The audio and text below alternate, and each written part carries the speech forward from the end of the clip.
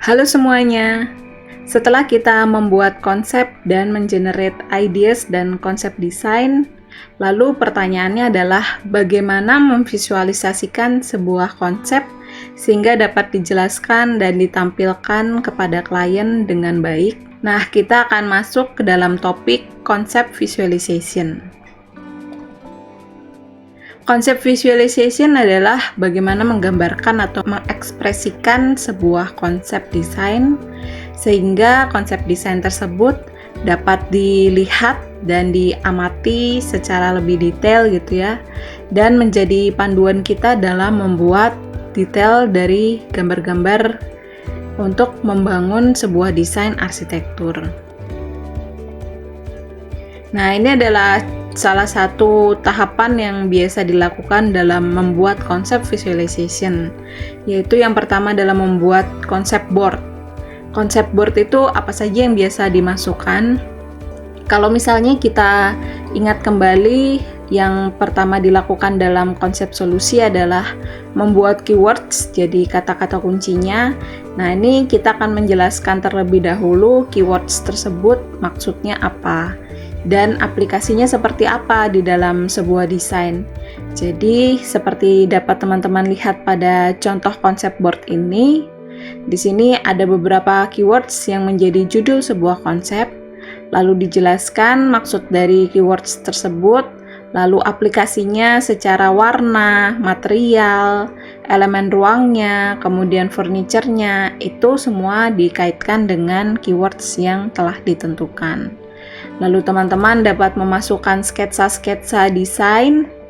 Jadi kalau kita lihat di beberapa contoh konsep board ini, sketsa desainnya, kemudian mungkin ada inspirasi-inspirasi desain, lalu penggunaan warna dan material.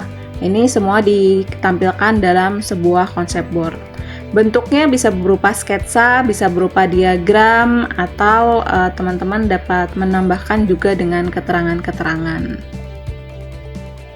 Ini adalah contoh yang lain, jadi hampir sama membuat penjelasan mengenai keywords-nya, lalu dibuat sketsanya seperti apa, dari mulai layout, perspektif, eksterior maupun interior, lalu penjelasan-penjelasannya dijelaskan di sekitar gambar tersebut.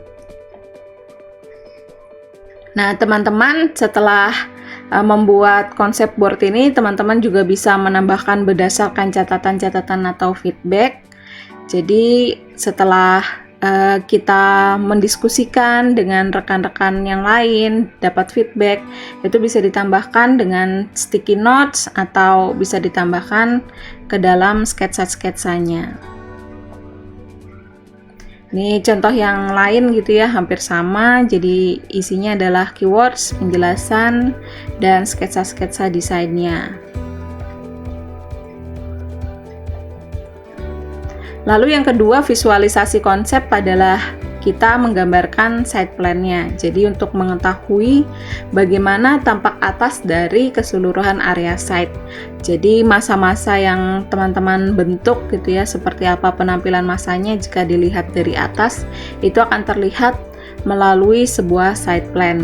Di sini juga dapat diperlihatkan bagaimana penataan tata ruang luar yang sudah teman-teman konsepkan desainnya. Setelah dari site plan, kita akan membuat floor plan, jadi general layout dari tatanan ruang, sirkulasi, kemudian penataan furniture, itu digambarkan dalam sebuah layout.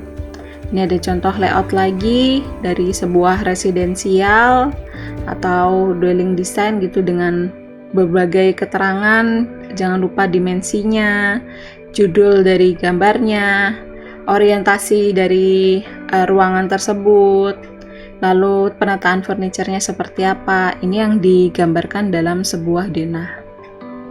Setelah denah, kita akan menggambarkan tampak dari bangunan. Dalam tampak bangunan itu kita dapat memasukkan material bangunannya, kemudian penentuan letak bukaannya seperti apa jika dilihat dari tampak bangunan. tampak depan, tampak belakang, tampak samping, atau tampak-tampak yang dibutuhkan untuk diperlihatkan detail dari bangunan tersebut. Ini contohnya penggambaran tampak dengan bayangannya. Jadi di sini nanti kita dapat melihat seperti apa sih raut masanya, dan efek dari sinar matahari itu akan mempengaruhi seperti apa terhadap sebuah bangunannya. Bisa juga digambarkan dalam tampak bangunan. Lalu selanjutnya adalah potongan. Potongan ini berfungsi untuk memperlihatkan hubungan antar ruang, kemudian detail-detail pelingkup, posisi dan peletakan bukaan, posisi dan peletakan tangga, hubungan antar lantai, kemudian detail-detail konstruksi dan strukturnya itu bisa diperlihatkan dalam potongan. Lalu selanjutnya adalah membuat rencana ceiling dan titik lampu. Setelah kita melakukan konsep ambience gitu ya, dari segi plafon dan konsep lighting, nah ini yang kita terapkan dan digambarkan di dalam konsep rencana ceiling dan titik lampu. Selanjutnya adalah menggambarkannya dalam bentuk 3 dimensi, yaitu berupa view dari isometri. Nah, gambar 3 dimensi ini terdiri dari beberapa macam ya. Misalnya teman-teman dapat menggambarkan massa secara keseluruhan dan juga kondisi site di sekitarnya. Jadi nanti bisa kelihatan posisi entrance-nya, sirkulasinya dari luar seperti apa untuk masuk ke dalam bangunan. Kemudian bentuk bangunannya itu seperti apa dari mulai lantai hingga ke atap. Lalu ini adalah perspektif interior untuk menjelaskan ambience ruangnya seperti yang di topik sebelumnya kita bahas. Untuk mengenerate konsep ambience ruang, kita memperlihatkannya dengan perspektif interior. Lalu teman-teman juga biasanya di dalam membuat konsep akan membuat juga market study. Nah, gunanya market study ini untuk apa? Biasanya market study ini untuk kita dapat membayangkan secara langsung 3 dimensi, konsep fasad, konsep tampak bangunan, dan penataan ruang luarnya. Atau bisa juga teman-teman untuk membuat market studinya itu berupa market potongan, jadi bisa memperlihatkan ambience di dalam ruangnya, kemudian hubungan antar ruangnya apakah sudah nyaman atau belum. Ini juga bisa digambarkan atau dibuatkan market studinya. Ini jenis market studi yang lain, jadi market potongan, kemudian di sini ada market site, secara konturnya itu diperlihatkan, setelah itu dibuat alternatif bentuk masanya seperti apa, digambarkan dalam sebuah market studi. Ini adalah contoh market studi yang lain. Market studi bisa berupa dari bahan yang monokrom gitu ya, jadi kita bisa fokus untuk melihat bagaimana bentuk sebuah massa, mungkin peletakan bukaannya apakah sudah terlihat baik atau belum di dalam desain massa bangunan tersebut, kemudian apakah jalur sirkulasi atau penataan ruangnya, penataan ruang luarnya sudah sesuai atau belum. Nah, itu bisa diperlihatkan dalam market study.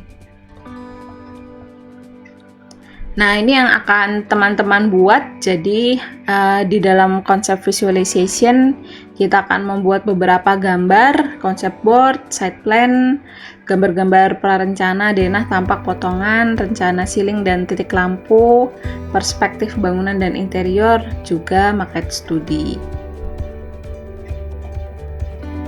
Oke, terima kasih teman-teman sudah menyaksikan video ini. Tetap semangat dalam mengerjakan konsep desain. Semoga memperoleh konsep yang paling baik dan menarik, juga kreatif dan unik.